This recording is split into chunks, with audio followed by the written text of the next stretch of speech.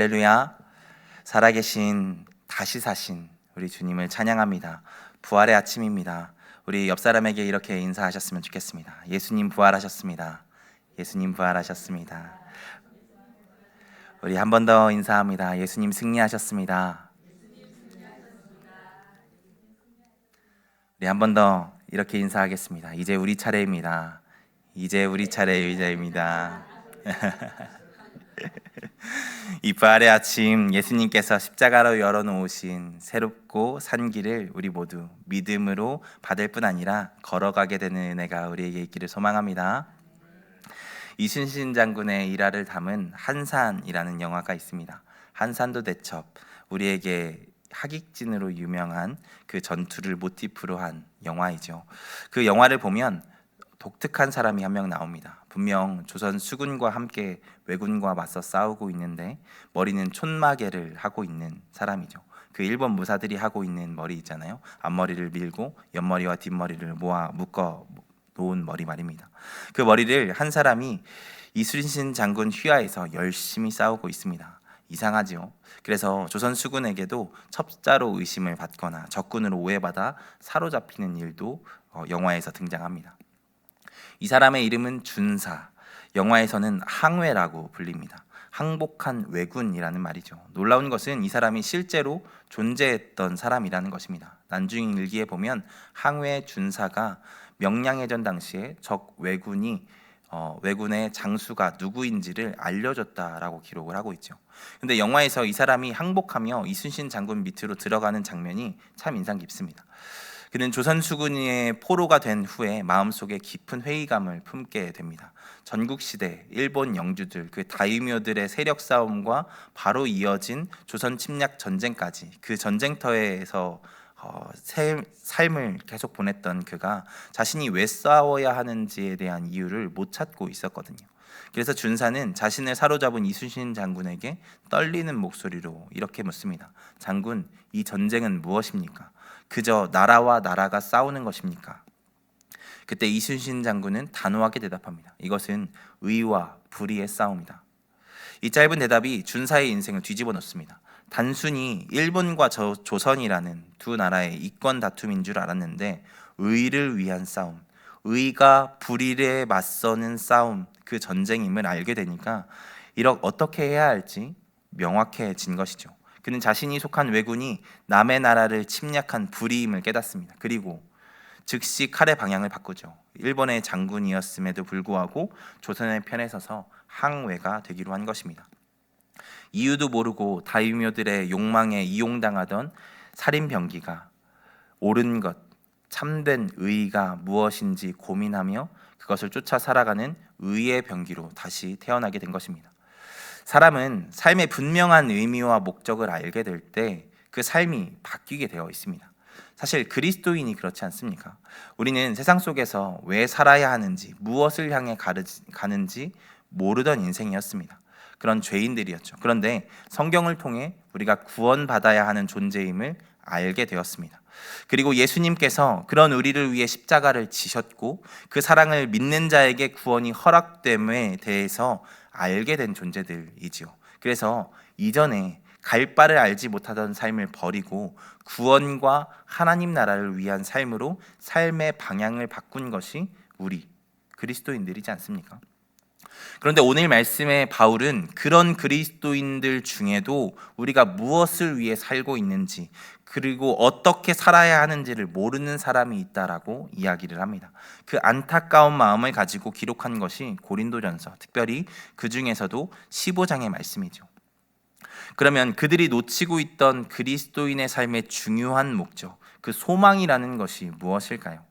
그것은 오늘 말씀이 이야기하는 부활입니다. 오늘 말씀은 신약 성경 중에 가장 먼저 부활에 대한 이야기를 한 말씀입니다. 물론 배치상으로 하면 복음서에 부활이 먼저 등장하지만 기록된 연대로 하면 고린도전서가 다른 복음서들보다 20년 정도는 앞서 있기 때문에 고린도전서의 기록이 신약성서의 첫 번째 기록이다라고 할 수 있습니다. 그래서 이 고린도전서 15장이 부활장이라고 불리기도 하죠. 이 부활장은 예수님의 부활을 목격한 사람들의 명단으로 시작합니다. 5절부터 8절까지의 말씀을 보시면 먼저 게바에게 보이시고 12 제자에게와 500여 형제에게 그리고 야고보와 그리고 자신에게 보이셨다라고 말씀을 하고 있죠. 게다가 이 당시까지 예수님의 부활을 직접 목격한 사람들이 꽤나 생존해 있었습니다. 고린도전서 15장 6절의 말씀을 보시면 이 500의 형제들에게 일시에 보이셨고 그 중에 지금까지 대다수는 살아있고 어떤 사람은 잠들었으며 라고 이야기를 하고 있죠. 이 고린도전서가 기원 후 54년경에 기록되었으니까 예수님이 승천하신 이후 약 20년 정도가 지났을 때의 기록이라는 것을 감안하면 충분히 그 증인들이 살아있었다라는 것을 우리가 생각해 볼 수 있는 부분이겠죠. 그러니까 사실 당시의 그리스도인들에게 부활이라는 문제는 분명한 사실이었다라는 것입니다. 적어도 그리스도인들에게 있어서는, 당시의 그리스도인들에게 있어서는 부활은 의심하고 말고 할 일이 아니었다라는 것이죠.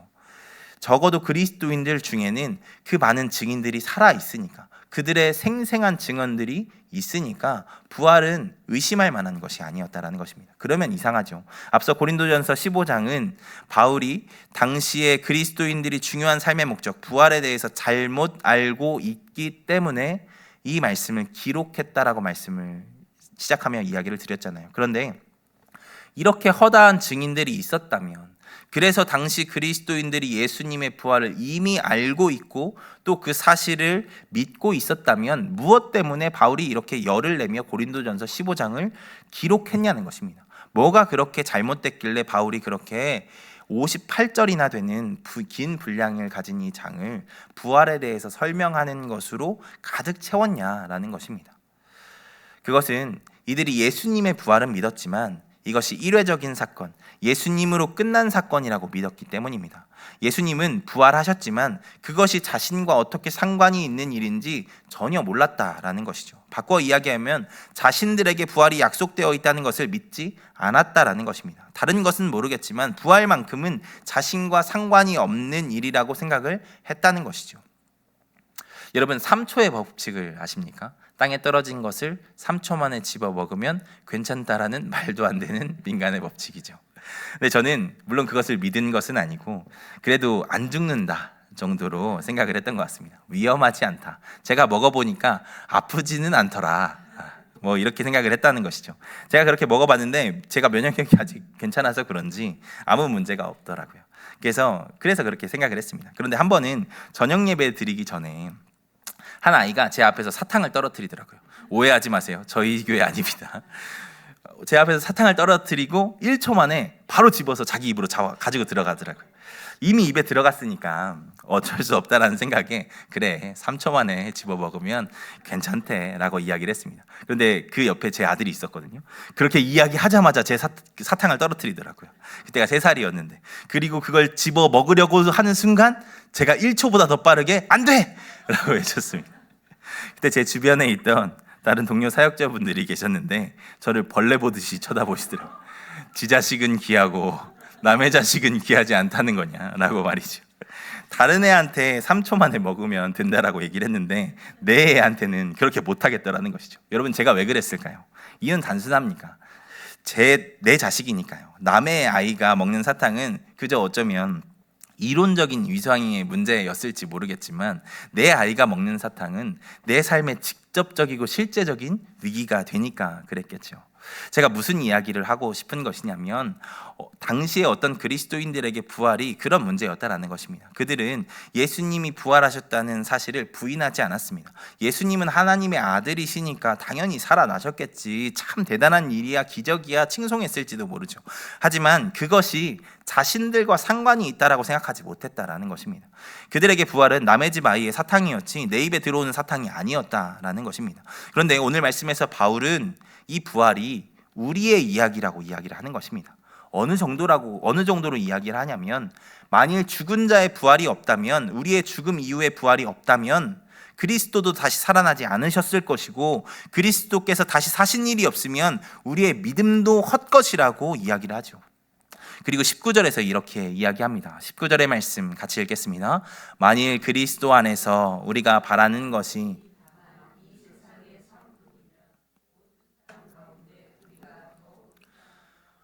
모든 사람 가운데 우리가 더욱 불쌍한 자이니라. 부활이 없이 이 세상의 삶만이 우리에게 주어진 것이라면 모든 사람 중에 가장 불쌍한 사람, 헛된 삶을 산 사람이 그리스도인이라는 것입니다. 그러니까 바울은 계속해서 이것을 이야기하는 것입니다. 예수님의 부활은 그때 한번 끝난 사건이 아니라 우리의 부활을 미리 보여주신 것이다. 우리에게 부활이 약속되어 있다. 그것을 믿고 그것을 소망하며 사는 것이 그리스도인이다 라고 이야기를 하고 있는 것입니다. 이것을 판넨베르크라는 신학자가 아주 잘 설명했습니다. 이렇게 이야기를 했거든요. 예수의 부활이 역사적으로 일어나지 않았다면 그리스도교 신앙은 허구일 뿐 아니라 그 자체가 파멸을 의미한다. 부활은 단지 제자들의 주관적인 확신이 아니라 역사의 지평 안에서 일어난 종말론적인 사건의 선취이다 라고 이야기를 했거든요. 예수님의 부활이 역사적인 사건임을 강력하게 강조하면서 이런 표현을 마지막에 쓰죠. 역사 지평 안에서 일어난 종말론적인 선취. 여기에서 선취라는 표현이 중요합니다. 선취라는 것은 미래에 일어날 그 일이 마치 영화의 예고편과 같이 미리 나타난 것을 이야기합니다. 그러니까 예수님의 부활은 기적 같은 단 한 번의 사건이 아니라 다시 일어나지 않을 단 한 번의 사건이 아니라 마지막 때에 일어날 우리 모든 육체가 부활케 되는 사건을 하나님께서 예수 그리스도를 통해서 미리 보여주신 사건이라는 것이죠.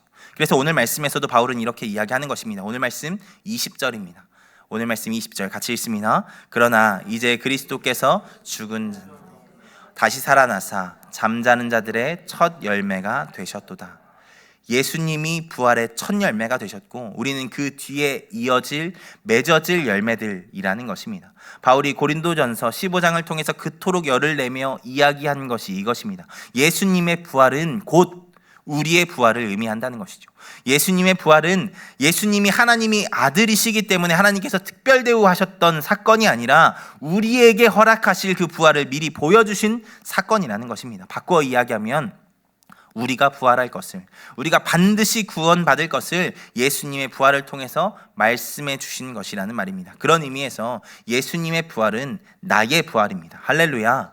예수님의 부활은 나의 부활입니다. 우리 옆 사람에게 다시 한번 이렇게 선포했으면 좋겠습니다. 예수님의 부활은 나의 부활입니다. 예수님의 부활은 나의 부활입니다. 우리 한 번 더 인사합니다. 우리도 예수님처럼 부활할 것입니다. 우리도 예수님처럼 부활할 것입니다. 아멘. 예수님이 첫 열매가 되셨다는 것은 우리 또한 반드시 그 영광스러운 몸으로 맺어질 존재라는 약속입니다. 바라기는 그 약속을 믿고 우리 삶의 어떤 순간 속에서도 믿음의 담대함으로 살아가는 우리가 되기를 소망합니다. 우리는 못해도 부활할 존재들입니다. 아무리 잘못돼도 하나님 나라에 반드시 들어갈 존재들이라는 것이죠. 이것이 얼마나 우리를 담대케 하는 말씀입니까? 바라기는 그것을 믿고 매일의 삶 속에서 담대하게 살아가는 우리가 되기를 소망합니다. 예수 부활, 내 부활, 예수 구원, 내 구원, 예수 승리, 내 승리 외치며 담대하게 살아가는 우리가 되기를 소망합니다. 그러면 우리에게 예수님의 부활로 우리에게 약속된, 확증된 그 부활은 우리가 어떻게 된다라는 것을 이야기하는 것입니까? 부활이 우리에게 약속되었다는 것이 구체적으로 우리에게 무엇을 의미하냐는 것입니다. 가장 먼저는 죄의 종노릇하며 필연적으로 사망이 예견되어 있던 우리에게 전인적인 구원, 영혼뿐 아니라 우리의 몸이 부활케 될 것을 약속하신 사건이라는 것입니다. 예수님께서 십자가로 우리를 구원하시기 전 우리를 사로잡고 있었던 것은 죄와 그로 인한 사망의 권세였습니다. 우리는 다 죽음을 향해 가던 존재들이잖아요. 거기에 끌려가던 존재들이었습니다. 에베소서 2장 2절과 3절의 말씀은 구원받기 이전의 삶을 이렇게 이야기합니다. 그때 너희는 그 가운데에서 행하며 이 세상 풍조를 따르고 공중의 권세 잡은 자를 따랐으니 곧 지금 불순종의 아들들 가운데서 역사하는 영이라. 전에는 우리도 다 그 가운데서 우리의 육체의 욕심을 따라 지내며 육체와 마음이 원하는 것을 하여 다른 이들과 같이 본질상 진노의 자녀이었더니 우리가 세상의 풍조를 따르며 공중권세 잡은 자, 악마에게 순종하는 삶을 살았다라는 것이죠. 그렇게 욕심을 따라 살아가며 심판받아 마땅한 진노의 자녀로서의 삶을 살던 것이 우리였다라는 것입니다. 그런데 이 다음에 나오는 4절과 5절 말씀에서 뭐라고 이야기하는지 보십시오. 이건 같이 읽겠습니다. 긍휼이 풍성하신 하나님이 우리를 사랑하신 그 큰 사랑을 인하여 허물로 죽은 우리를 그리스도와 함께 살리셨고 너희는 그 구원으로 받은 것이라. 아멘. 하나님께서 그런 죽어 마땅한 우리를 사랑으로 구원하셨대요. 그리스도와 함께 말입니다. 우리가 그 은혜로 구원을 받았다고 말씀은 이야기하죠. 그리고 로마서에서 바울은 우리가 그 죄와 사망의 법에서 해방되었다라고 선언합니다. 이것이 예수님께서 십자가를 통해서 이루신 것입니다. 그런 우리에게 죄와 사망의 권세는 끊어졌고 구원과 부활이 약속되어졌습니다. 바울은 오늘 말씀 49절에서 그날에 우리가 하늘에 속한 이의 형상을 입게 될 것이라고 말씀합니다. 우리가 영광스러운 몸으로 부활케 된다라는 것이죠. 죄의 종노릇하던 우리의 육신이 아니라, 그래서 날마다 사망을 향해 달려가던 연약해지는 내 육신이 아니라 하나님께서 허락하실 영광스러운 몸으로 부활하게 하신다는 것입니다. 이게 참 중요한 것입니다. 우리가 영광스러운 몸으로 구원받는다는 것 말이죠. 어떤 분들은 죽어서 영혼만 천국 가면 되는 거지 왜 굳이 몸의 부활이 필요한 거야? 라고 묻기도 하십니다. 그런데 여러분, 하나님은 우리의 영혼만이 아니라 우리의 몸도 부활케 하신다는 것을 분명히 말씀하십니다. 우리의 일부만 구원하시는 것이 아니라 우리의 모든 것을 구원하신다는 것이죠. 하나님은 여러분의 세상 속에서의 믿음으로 살아간 우리의 몸, 그 수고로움으로 지친 어깨, 가족과 교회와 하나님 나라를 위해 열심히 달리다가 병들어 버린 다리, 그리고 자녀를 위해 또 잃어버린 영혼들을 위해 기도하며 눈물 흘리던 그 눈망울까지도 사랑하셔서 그것을 다시 회복시키시고 살리시기로 작정하셨습니다. 그렇게 하나님은 우리의 몸은 잃어버리고 유령처럼 떠다니는 존재가 아니라, 우리가 그런 존재가 되는 것이 아니라 부활하신 예수님처럼 영광스러운 몸을 입고 서로를 알아보고 함께 먹고 마시며 온전한 인격으로 살아가도록 회복시키시겠다고 말씀하시는 것입니다. 그 영광스러운 몸으로 하나님과 함께 영원히 살게 하시겠다는 것이죠. 그래서 바울이 고린도전서 15장에서 그토록 몸의 부활을 이야기하는 것입니다. 만약 여러분이 좋은 선물과 또 그 안에 마음을 담을 편지를 잘 준비해서 누군가에게 주었다라고 한번 생각을 해보겠습니다. 그런데 그 받은 사람이 편지는 쏙 버리고 선물만 가져간다고 하면 기분이 상당히 언짢겠죠. 내 마음을 무시하는 건가? 내 정성은 보지 않고 선물만 받아가네? 좀 너무한 거 아닌가? 라는 생각을 하게 되지 않겠습니까? 그런데 반대로 편지만 받고 선물을 버려버린다라고 생각하면 어떻게 생각이 드시겠어요? 그것도 기분이 나쁘지 않겠습니까? 그 사람은 이 마음만 받겠어, 선물은 마음만 받으면 되지, 버려버려도 되지, 이렇게 생각을 했을지 모르겠지만 그것도 기분이 나쁜 것이겠죠. 편지뿐 아니라 그 선물도 내 마음을 표현하는 것인데 말입니다. 어쩌면 하나님을 믿는 우리의 그리스도인의 삶은 하나님께 드리는 선물과 같을지 모르겠습니다. 먼저는 우리 자체가 하나님께서 사랑하시는 선물과 같은 존재이니까, 그만큼 우리를 사랑하시니까 우리가 선물과 같은 삶을 살고 있다라는 것이겠죠. 그리고 또 한편으로는 우리를 구원하신 하나님께 감사한 마음으로 살아가는 것이 그리스도인의 삶이기 때문입니다. 우리의 삶은 하나님께 영광이 되는 삶을 살아야 하는 것이니까요. 그런데 하나님께서 우리의 영혼만 받으시고 우리의 수고로 살아간 우리의 육신을 버리신다? 그것을 가볍게 여기신다? 우리 하나님, 그런 하나님이 아니시라는 것입니다. 하나님은 우리의 수고로 살아간 육신, 영혼 그 전부를 받으시고 부활시키셔서 영광스러운 몸으로 하나님 나라에 동참하게 하시겠다라고 말씀하시는 것입니다. 바라기는 우리가 우리에게 약속된 몸의 부활을 기억하며 살아가기를 소망합니다. 우리의 모든 삶을 사랑하셔서 우리의 몸까지도 구원케 하시고 영광스럽게 하실 하나님을 기억하며 살아가기를 원합니다. 그리고 우리에게 약속된 부활의 두 번째 중요한 의미는 우리가 믿음으로 살아간 그 삶이 결코 틀리지 않았음을 하나님께서 확증시켜 주시는 사건이라는 점입니다.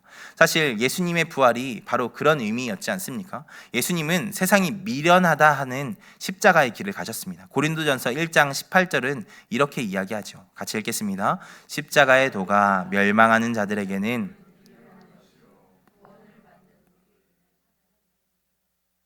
세상이 보기에 예수님의 십자가는 미련한 것이었다는 말입니다. 왜 굳이 그런 어려운 길을 가냐는 손가락질 받는 자리였다라는 것이죠. 사실 그렇죠. 당시에 유대인들이 기대하던 메시아는 예수님과 같은 분이 아니셨습니다. 그들은 로마의 압제에서 구원할 표적, 기적을 일으킨 메시아를 원했죠. 로마의 압제에서 구원해주는 표적, 기적이 무엇이겠습니까? 한 방의 신적인 능력으로 로마를 전복시키고 이스라엘 민족이 승리하게 되는 그런 기적을 기대한 것이지 않겠습니까? 그런데 예수님은 그렇게 일하지 않으시죠.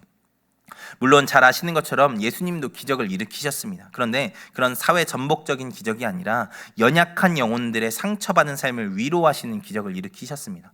38년 된 병자를 고치시고 나면서부터 걷지 못하던 자들을 일으키시고 굶주린 자들을 먹이시는 사역을 하셨던 것이 예수님입니다. 그렇게 소외되고 외롭고 괴로운 자들을 위로하시는 사역을 우리 예수님께서 하셨다라는 것입니다. 아무도 알아주지 않을, 유대의 독립과는 전혀 상관이 없는 사역, 어쩌면 필요 없다 보여졌던 사역을 하신 분이 예수님이라는 것입니다. 심지어 세리와 죄인들의 친구가 되어주심으로 그 일에 방해가 되는 것은 아닐까 의심의 눈초리를 사게 하셨던 것, 그 삶을 사셨던 것이 예수님이시죠. 그렇게 예수님은 연약한 자들을 사랑으로 품어주는 사역을 하셨습니다. 그런 예수님의 모습은 이방인들, 헬라인들이 찾던 그런 지혜로운 모습도 아니었습니다. 세상은 어떻게 하면 더 많이 갖는지, 어떻게 하면 성공하는지를 물어왔습니다. 그런데 예수님은 그들의 기준에 실패하는 삶을 자꾸 이야기하십니다. 눈에는 눈, 이에는 이라고 가르치는 세상 속에서 오른뺨을 치면 왼뺨을 돌려대라고 가르치십니다. 가진 것 절대로 놓지 말고 빼앗아서라도 불려야 한다라고 가르치는 세상 속에서 겉옷을 달라고 하면 속옷까지 내어주는 삶을 살라고 가르치시죠. 아무도 믿지 말고 누구에게도 휘둘리지 말라는 세상 속에서 누군가 억지로 오리를 가자라고 하면 심리를 같이 가주는 사람이 되라고 가르치신 것이 우리 예수님이십니다. 고린도전서 1장 22절과 23절입니다. 같이 읽습니다. 유대인은 표적을 구하고 헬라인은 지혜를 찾으나 우리는 십자가에 못 박힌 그리스도를 전하니 이방인에게는 미련한 것이로되. 예수님의 삶은 그들의 눈에 틀린 삶이었다는 것이었습니다. 오답이었습니다. 그렇게 살면 안 된다라는 전형이었죠. 그래서 예수님을 십자가에 못 박아 절대로 그렇게 살면 안 된다라고 경고한 것이지 않습니까? 그런데 하나님께서 그런 예수님을 어떻게 하십니까? 부활시키십니다. 여기에서 부활의 의미가 무엇이겠습니까? 이 예수님의 삶 가운데 이 부활이 어떤 것을 의미하겠습니까? 너네가 틀렸다라고 했던 그 예수 그리스도의 삶이야말로 옳았고 그 삶이야말로 가장 값지고 복된 삶이었다 인정해 주시는 하나님의 선포이지 않았겠습니까? 마치 예수님이 세례 받으실 때 또 변화산에서 그 이는 내 사랑하는 아들이요 내게 기뻐하는 자라 하셨던 그때와 같이, 아니 그때보다 더 강력하게 예수님이야말로 세상에 꼭 필요한 메시아임을, 진정한 하나님의 아들이심을 확증해 주시는 사건이 이 부활의 사건이었다라는 것입니다. 우리는 그 예수 그리스도의 삶을 닮아 살아가도록 부름받은 그리스도인들입니다. 우리가 그리스도인으로 제대로 산다면 우리는 분명 예수님과 같이 손가락질 받고 어리석다, 미련하다, 지탄받는 삶을 살게 되겠죠. 예수님이 말씀하신 것처럼 세상에 유명한 자들이 아니라 세상이 관심조차 갖지 않는 그런 연약한 자들을 품는 삶, 그들을 사랑해주고 돕는 삶을 살아갈 테니까요. 예수님이 가르치신 것처럼 이웃을 사랑하되 원수까지도 사랑하고 소유하려 하지 말고 베풀고 나누는 삶을 살아갈 테니까요. 그 삶을 보며 세상은 이야기할 것입니다. 또 미련한 짓 한다, 밑 빠진 독에 물 붓는 짓 한다, 순진하게 미련하게 산다라고 말입니다. 그런데 오늘 말씀은 바로 그런 우리에게 부활이 약속되었다고 이야기합니다. 예수님을 부활케 하신 하나님께서 우리 또한 부활케 하신다라고 말씀하십니다. 우리가 옳았음을, 우리의 믿음의 삶이야말로 옳았음을 그렇게 증명해 주실 것이라고 말씀하시는 것입니다. 바라기는 우리가 그 하나님의 인정해 주심, 우리가 옳았다고 확증해 주심을 바라며 끝까지 믿음의 삶을 살아가는 자들 되기를 소망합니다. 하나님께서 우리의 삶을 보고 계십니다. 우리가 흘린 눈물, 믿음의 삶을 살기 위한 그 분투 하나도 놓치지 않고 기억하십니다. 그리고 반드시 갚아 주실 것입니다. 우리가 옳았다고 증명해 주실 것입니다. 그리고 수고했다 안아 주실 것입니다. 바라기는 그 하나님 바라보며 우리에게 약속된 그 부활을 소망하며 우리에게 주어진 믿음의 삶을 끝까지 살아가는 자들 되기를 소망합니다. 그리고 만약 이 자리에 아직 그 삶을 살지 못하는 분들이 계시다면, 주저하고 계시는 분들이 계시다면, 그 예수 그리스도의 부활, 우리가 옳았다 증명해 주실 그 하나님 바라보며 그 믿음의 삶을 살아가는 우리 모두가 되기를 소망합니다.